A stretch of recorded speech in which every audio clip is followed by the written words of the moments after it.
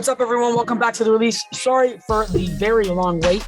NBA has been kind of dry, but now that preseason and stuff has started, stuff is starting to heat up. We're getting more stuff. Speaking of hot stuff, we finally have some damn hot topics because my goodness, it's been a while. All right. Yeah. So to start stuff off, totally unbasketball related, but Tyson Fury and Deontay Wilder. Tyson Fury whooped Deontay Wilder. Deontay Wilder is concussed and has a broken hand, bro. I didn't watch it, but yeah, I heard that was bro, pretty got crushed. It's so funny. Yeah, like there's all the memes afterwards. I'm like, that. But you know what? It was a great fight. It was a really good fight, and I'm looking forward to seeing both fighters fight again. Also, Kyrie's not allowed to play without being vaxxed. That's insane. Yeah. I agree with it. They were talking about him being like a part-time player. So I was watching this video. What was the name? Oh, Dom 2K. You know Dom 2K, obviously. Yeah, of course. All of us. And he was telling me about in the video. He was talking about the story where Bill Walton, NBA legend Bill Walton, would play some games throughout the season because he was in university and the team had to end it because being a part-time player as an NBA player doesn't work. So it's better for them just to not let Kyrie play. Let James Harden and KD get used to playing their roles. Get Patty Mills and all those role players ready for the moment. Because you can't – Kyrie's not a role player, so you can't just switch him in and out. If Kyrie's there, you got to give him the ball. So, I mean, I think it's a good move. It's a good move. Yeah, no, it's smart. And you know what? Unless he's honestly vaccinated for some awkward reason he doesn't want to be, unless he wants to be, bro, it's just for protection of the league and stuff like that. You know, he should. Yeah. Next up. Some WNBA stuff. This happened quite a while ago, but Courtney Vandersloot is the second woman with the triple-double in the WNBA playoffs. I just thought that was really cool. I was watching that game live. It was pretty cool. The WNBA? Oh, yeah. I haven't seen it, but... Yeah, no, that's valid. Next up, Michael Porter Jr. signed a 5-year, get ready, $207 million contract. Really? Man, that's crazy. I don't think that's a bit too much. I mean, he had one good season, but I can't give him all that money after one good season. I do think he's going to be a great scorer if he's healthy. Yeah, I think he could go down as one of the greatest scorers in NBA history because he has all the facets in his game. He plays in a really good offensive system that allows him to get points. So I think he can win a couple of scoring titles in the near future. But, like, I don't think that's the money. But the thing is, you have to overpay young players or you lose them. That's kind of how the NBA works now. That's how the thing works. Yeah, regardless, I feel like if they wanted to pay him that much money, then he should be at least an all-star the rest of the 5 years that he's getting paid. Because, my goodness, that's a lot of money. That is a lot of money. Man, did you hear about the all-time 75 team list is going to be going out soon? I did. We have to do an episode on that for sure. Yeah, we'll do an episode. Like, we have to wait until because each day for like the first 3 days of the season, they'll drop 25 players. Yeah, so we'll just we'll wait for the first 3 days of the season, or we'll just do like a week review, like a review after the week, and then we'll just show that to you guys. But yeah. Speaking of the COVID stuff, Kareem Abdul-Jabbar says anti-vax players shouldn't be allowed to play. And Kyrie's not allowed to play.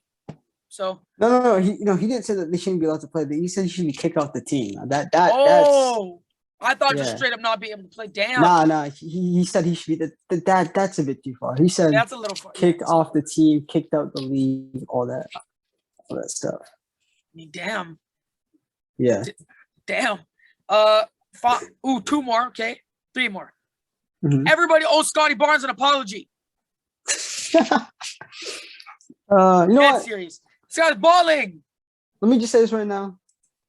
I mean, yeah, I'll give him an apology. He's been looking really good. He looks like he's worth the 4th pick. Even though I still believe in hindsight, the Raptors should have traded down. I don't think people were checking for Scotty Barnes in the 4th pick. Not that he's bad or anything. It's just at the time where he was projected. I don't think the Magic were going to pick Scotty Barnes if they had the next. They're going to probably go after somebody else. But he's been looking good. He reminds me of like he could be like some type of if he could be a Scottie Pippen type player. Yeah. The Raptors won. And that is a great pick. And right now, because Jalen Suggs got a small little tweak in his ankle, did he not? Yeah, I don't think he's been playing. Yeah. Yeah, no, he got a little something wrong with his feet, I believe. And as of right now, Scotty's looking like the better player. Same with Danilo Branson. He is a steal. He's a steal. That's what I gotta say. And then finally, before we get started on the preseason teams going crazy and stuff like that, bro, NBA players have been charged in connection with a $4 million health and welfare benefits fraud scheme. Among the players named in the indictment are Sebastian Telfair, Darius Miles, Tony Allen. Come on. These guys are rich for generations. I saw that. Yes, I saw that somewhere. I'm like, that's crazy. That's wild. That's insane.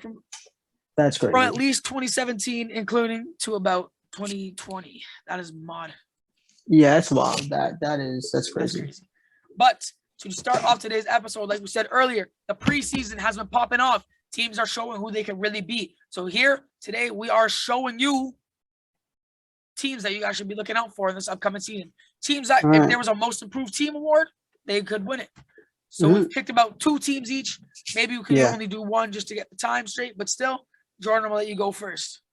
All right. So are we just going to name both of our teams or just do one by one? Do one at a time. Do one at a time. Okay. So I'll pick the more hotly contested one. This is a team that I've been, David knows, I've been really hot on this team for years. You don't understand. Due to certain circumstances, they've disappointed, usually injury. But this team, I feel like, has been getting slept on again, and it's the Indiana Pacers. I think. I'm just saying, you've been saying this since grade 8, grade 7. Yeah. So I'm still on it. We're in grade 12 now, by the way. Yeah. I don't think it's been that long, grade 8. You've been saying this for years. But hey, this is the last year. Either I'm in or out with this. But let me get into this. So again, I feel like they've been very underrated. My projection for them, I'm not sure where I'd rank them after. You'd have to make me think about that. But they could go from, I think they'll be from the 4 to 7 seed range as a team. I think this team is majorly underrated. For starters, their roster is complete. For naming their lineup, Malcolm Brogdon, Karis LeVert, Domantas Sabonis, Miles Turner, TJ Warren, Justin Holiday, TJ McCollum, and Torrey Craig, and Jeremy Lamb. That's their 9-man rotation. That is a team with depth. That is a team that could shoot, a team that could play good defense, a team that has an all-star in Domantas Sabonis, 20 and 12 guy. Malcolm Brogdon, who puts up all-star numbers. He puts up around 20 and 5. Karis LeVert, he could be a 20-point scorer. Miles Turner, he's made an all-defensive team before. One of the best defensive centers in the league. One of the most versatile centers in the league. We talk about his perimeter play, his ability to shoot from the 3. Okay. I mean, I'm not saying he's like the best center in the league, but I'm saying in terms of versatility, he's up there. TJ Warren, a solid, 16-point per game scorer. So they have a lot of scoring option, and I think that's what's going to help in the regular season. At least for the regular season, you need depth, especially in the regular season. You need to have like an all-star too, which I think they'll have an all-star. If the Pacers are good, Domantas Sabonis will be an all-star again, and they have good coaching, improved coaching with getting Rick Carlisle. They fired their trash coach. I mean, they shouldn't have fired Nick McMillan in the first place, so I don't know why they did that, but they have a good coach now, who I think is going to be in the coach of the year running for this year. So I think the Pacers are going to be good because he's going to be first-year coach. This team, if they exceed expectations, if they do what they're supposed to do, they should be a top 5 team in the East record-wise. And if that's the case, he will probably win coach of the year. As I said, just great defensively. I think for playoff basketball, they're good because, again, very versatile, great defensively. They have all the aspects that are needed to win playoffs and at least get out the first round. Now, I don't think they could beat They could beat the Sixers in the playoff series because I don't trust Sixers in the playoff series. They could beat the Hawks in the playoff series, the Celtics. The Celtics? The Celtics. I don't know. Maybe. Yeah. Jason Tatum, healthy Jaylen Brown. I don't know. Celtics. I think that one's close. I think the Marcus Smart. Celtics will be good this year, but I think the Celtics, they're going to have a bit of a down year, meaning that who else? Wow. Who else I think they could be? This would be controversial. I think they could potentially, this would be upset though. I think they can beat the Heat in a 7-game series. I think don't bring that to me. The Heat are not, like people I think the Heat are contenders. They're not. Oh my God. It's on the story for another day. But yeah, I think this team's going to be good. And people are sleeping on this team with depth, versatility, grit. And they have a good run for a team. All right. Okay. So I am going to read you something that I found. Okay. This dates back to September 8th for 2021. Okay. So recently, September 28th, TJ Warren has a foot injury. Okay. Now the rest of these from October 12th. From October 12th, literally yesterday. Justin Holiday has an ankle injury.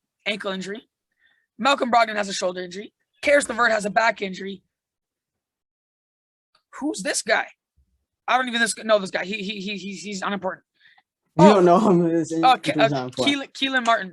Kellen Martin, whatever, has a back injury. Okay. Yeah, he's not be playing anything. Yeah. So that's 5 men. I'll give him 4 because Martin just not like that. Yeah. So if me or you didn't know who this guy was, so you said Justin Holiday, Malcolm Brogdon, TJ Warren, and Karis LeVert. All right, so they're going to start off to a slow season, but despite the injuries, they'll still be a playoff caliber team because last year they were a playoff caliber team despite being injured. And once they come back, they'll be good. So I said, if the improved coaching is going to help them a lot, I don't know. Could they potentially make a trade for a la Ben Simmons? They are in the running for that. That'd be nice. But with the current roster now, they're going to be a good team, and they are a team that's being slept on. This is a team that they could be. They were a playoff caliber team. They didn't make the playoffs last year. I mean, yeah, due to the fact that their entire starting lineup was hurt last year. Exactly. So, but how can we know that they're not going to get hurt? Because this happens literally every year. I mean, Warren gets injuries, hurt. Miles Turner gets hurt. Hey, Malcolm Brogdon injuries are part of the game, man. Like I can't. And it happens. Pacers love injuries. Like I hate to say it. So Karis LeVert's been injury prone for quite some time. Jeremy Lamb just came off a devastating knee injury. He is not going to be the same guy he was. That's 5 guys I've listed: Jeremy Lamb, Karis LeVert, Malcolm Brogdon, TJ Warren, and Justin Holiday. I'll give you that because he's an important player too. Yeah, and as I said, right? Injuries are going to happen. If it happens, I'm wrong. It is what it is. I'm not going to make predictions based off upcoming injuries. That doesn't make any sense because we could do that for other teams. Like, true. I could be like, hey, the Lakers won't make the finals because AD and LeBron could get hurt again, right? Like, I mean, yeah. But as I said, if this team, barring health, they will be a team that could potentially make it out the first round. The reason why they're a team to be watched out for because they're not being talked about enough. This is a deep team.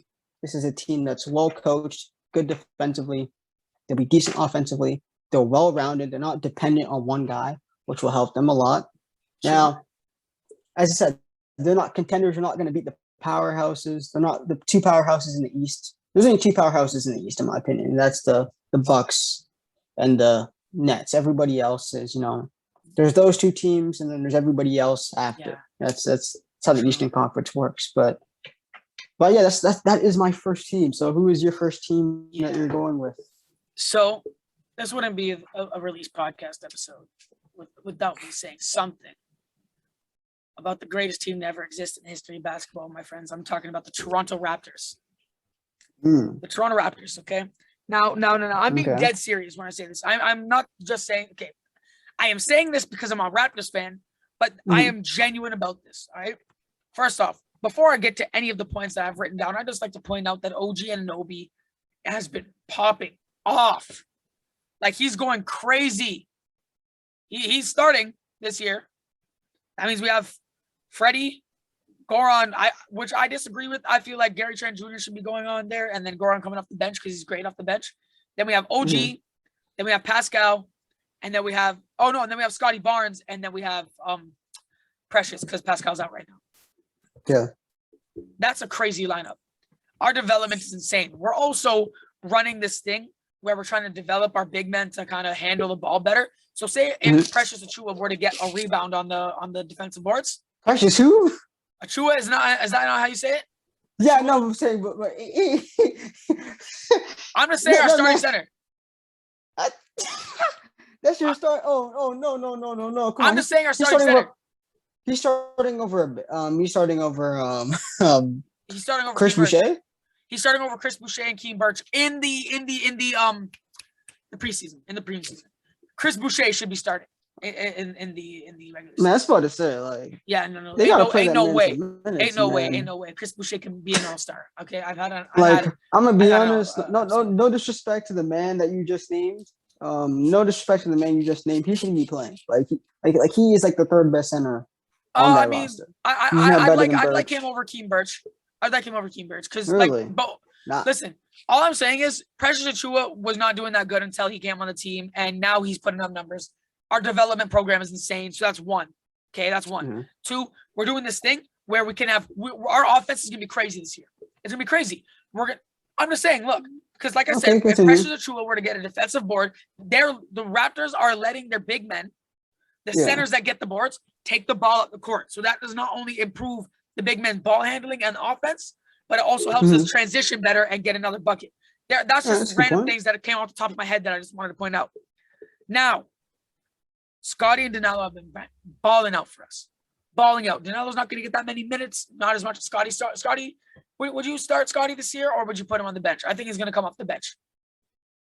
I would wait. So because Pascal, and he's a power forward, so he's going to start for the first bit of the season. Who do you think is going to start on the Raptors for sure? So Pascal's going to start. OG's going to start. Freddie. VanVleet. Yeah, so that's three. That's three guaranteed.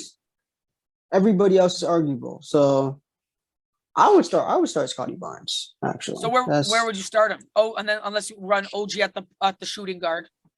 Yeah. Let's see. That's a big and a great defensive lineup. Yeah, I'd run Scotty Barnes and then Chris Boucher. So yeah, that'd be my starting five on the Raptors. Yeah, no, or you could like go that. Small. Mm-hmm. I'm trying to think who else they could put on, but yeah, they can run small ball but still be tall at the same time. So they have some versatility. Continue. Yeah, even the 76ers, who's a fairly large, like massive ass team. Same with the Bucks. The Bucks, we haven't played the Bucks yet though. The 76ers said a massive problem for us is that one, when we play at home, we're unstoppable, and two, our size. We're massive. We're massive. So now to continue my points, Freddie can now embrace the leadership. This is the moment that Kyle's prepared him for. Kyle knew that he was going to get traded. Sadly, okay. He's speaking of which, he's been balling up with the Heat lately. But this is the moment Freddie's prepared for, and he's really ready to step in there and take that leadership thing. I don't want to hear this Pascal is going to be the leader or this OG is going to be the leader. OG's quiet. Pascal can't lead a team in the playoffs or any moments. Freddie is that leader. I hate to say that about my own team, but Freddie is the leader of that team. Okay. Pascal is back home and will find himself again. All right. Masai Ujiri said this. Pascal has some problems with his passport or something like that. And he wasn't able to travel with the team a lot. So he didn't get that much practice in the bubble and stuff like that. And in the like in Tampa. So you want to know what? This is going to be his year again. We have a rookie of the year in Scotty Barnes. Okay. Potential rookie of the year. We have a potential most improved player in Gary Trent Jr. Potential sixth man of the year in Goran Dragic or Gary Trent Jr. Yep. And we have two potential all-stars in Freddie and Pascal. And our team is deep. Our defense has gotten so much better than last year. We're developing our offensive players, newly developed with like Precious Achiuwa and Keem Birch and guys like this. With this development system, anything's possible. You know, we'll shock a lot of people. Once our team recovers from these injuries, we're a serious threat, and we have the top 5 coach in the league. All right, so question. So in terms of like seeding wise, what do you think like the Raptors could be? I have them. I do not have them in the top 3. I'm not going to. Okay, obviously, yeah. Like oh my God, it's about to say. No. I have them 1, 2, 3. I have them 6th. 6. Who do you have in front of them? In front of them, I have the Bucks, Nets, Heat, and Celtics. I have the 5th. I have the 76ers 6th. Because I don't think the 76ers. No, because listen. I'm assuming. I don't care if Ben Simmons misses the entire season. They're better than the Raptors. So I know. But I'm assuming that Ben Simmons is missing, and I'm assuming that I'm gonna say like they'll have one less win than the Raptors, something like that. It's gonna be close, but if not, then I'll have the Raptors 6th, and that I don't have them in the play-in. I have them just above the play-in this year, and then in the play-in, I have the Pacers Bulls, Hawks, and Knicks. Okay, so you actually have them a lot higher than I do, because for me, I don't see them as the top 8 team in the. Really, you got them in the play-in, eh? Yeah, do I even have them in the play-in? Because to me, they're like. Sheesh, man. I'll say this, right? There are teams I think that are just better than them, and I can just name them. So there's obviously the Nets, the Bucks, in my opinion, right? The Sixers, the Heat, yeah, the Hawks, Pacers, that's 50-50. Celtics. Yes. The Hawks are better than the Raptors this year. Listen, no, you don't know this though. You don't know that because really, when you think about it, the bottom like 5 seeds are so close in skill. Like you have the Raptors, Knicks, Hawks, Bulls, and Pacers. That's the bottom 5 teams.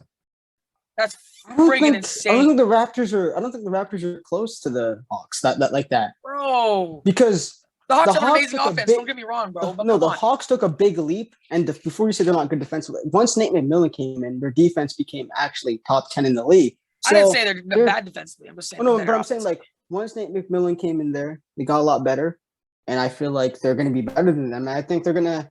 I don't know if they improve seeding wise because of how stacked the conference is, but so that was 7, as I said. The Knicks, right? The Bulls.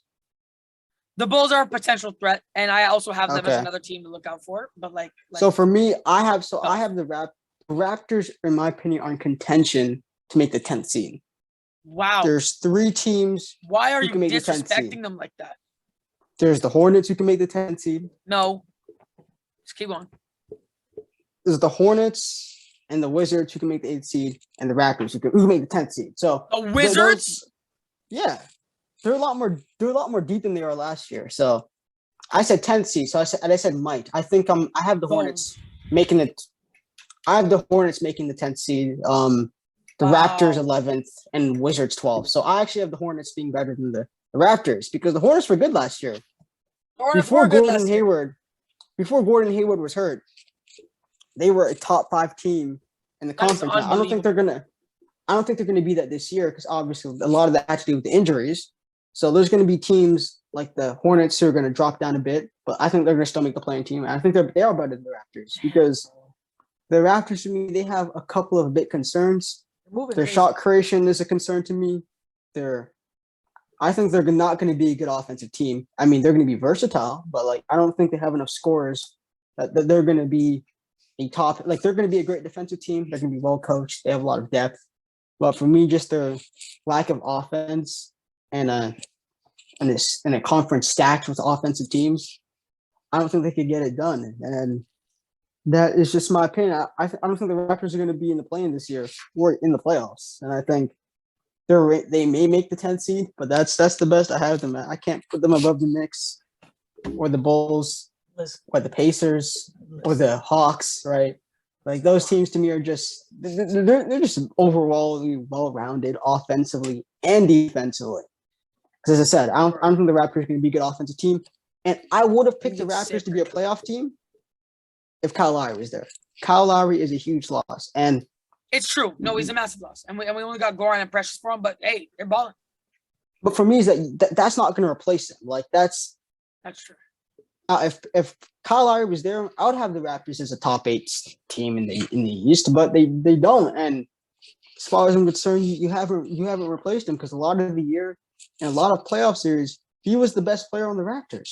Not even Pascal, especially sometimes in the playoffs, especially in that bubble series against the Celtics. Lowry was their best player, not Pascal. So for me, when you lose a guy who's that big of a leader, who is that much of an offensive threat, a great shot creator, I think the spacing on the Raptors, man, that's going to be a tough one. But I think I don't trust their offense enough, and I don't think they have enough just firepower to go up with the other teams in the conference. Okay, so here's the thing: you are totally valid for this offense argument because I'll admit to you, when I think of scorers on the Raptors, I think of Freddie, I think of Gary Trent Jr., I think of Pascal.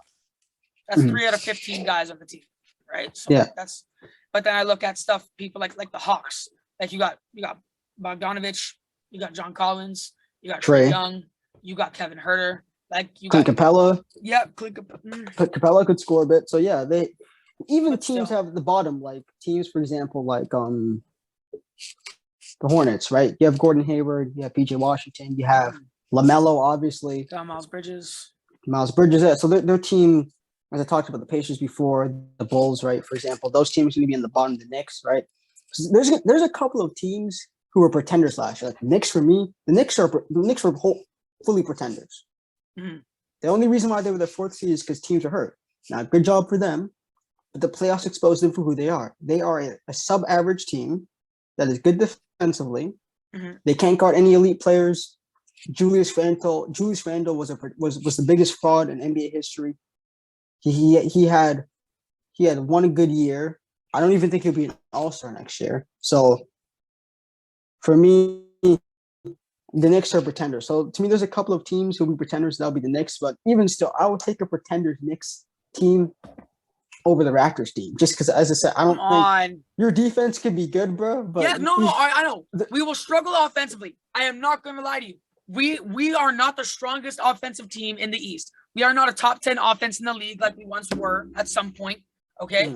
We're not that team anymore. However, our defense is stupid. And like I said, the way we're working in our transition offense, our great defense will lead to great offense. And you can't say no to that because listen, but whenever we get a steal, we're taking the ball up right away, regardless of who it is, and we're getting these transition buckets. And we're leading like almost we're top 10 in transition buckets.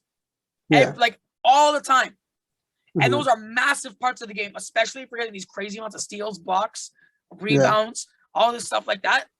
That's going to help us on our offense. And a great defense leads to a great offense.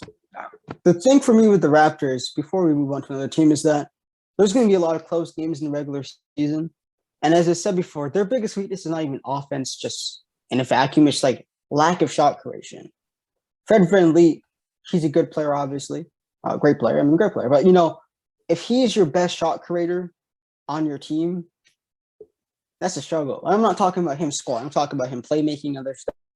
Because other teams, like the Hornets, like the Pacers, like the Hawks, like the Knicks, they have multiple people that they could go into in crunch time situations that could execute down in the stretch. Because the regular season, especially for a lot of the 82 game season, there's going to be like 20 games that are going to be close, and you're going to win some of them, you're going to lose some of them. And I don't trust the Raptors' ability to create offense for themselves, especially in those tight moments. If you're going to be relying on people like Scotty Barnes, who I think will have a good rookie season, but he's a bit raw to me. Like the way he plays, it's a bit raw. Pascal, not that great of a shot creator. He's going to score his points in the flow of the game, but I don't think they have enough firepower to compete with the Eastern Conference. But if Lowry was there, hey, different conversation, man. But I just don't see it from this damn, bro. I just don't see it from this Raptors team like that, man. Listen. I'm gonna keep saying this. Our defense is gonna be top 10, top 5 even. It's gonna lead to these amazing buckets on the transition. However, we are about to run out of time. Got a notification. My Zoom thing is expiring. So we are about to run out of time. So we will probably, most likely, maybe, possibly, be back with a part 2. Maybe. Just to hear the other 2 outrageous teams that we have to say. But thank you guys so much for watching, all right? A little announcement. We are at 86 subscribers. That is 14 more people. 14 more people that we need. Let's go. Just by the end of the year, okay? We have November and December, all right? And the rest of October. That's around 2.5 months. We could do this. We could get to 100 subs by the end of the year, and we could keep it there, and we can get these view hours up, and we can get big on TikTok and all this stuff. The TikTok views are popping. The Instagram views are popping. Thank you guys so much for that. Now let's get these YouTube views and these subscribers up, all right? Thank you guys so much for watching. Make sure to like, subscribe, turn on post notifications. Like, subscribe, turn on post notifications, and share this video with your friends, because that's how we get big. We got our equipment. We got all our stuff. We're working on getting in person. We got to do this for you guys, and hopefully you guys can help us with these 100 subs. Thank you guys so much for watching. Have a great day, evening, night, wherever you guys stay at. Peace.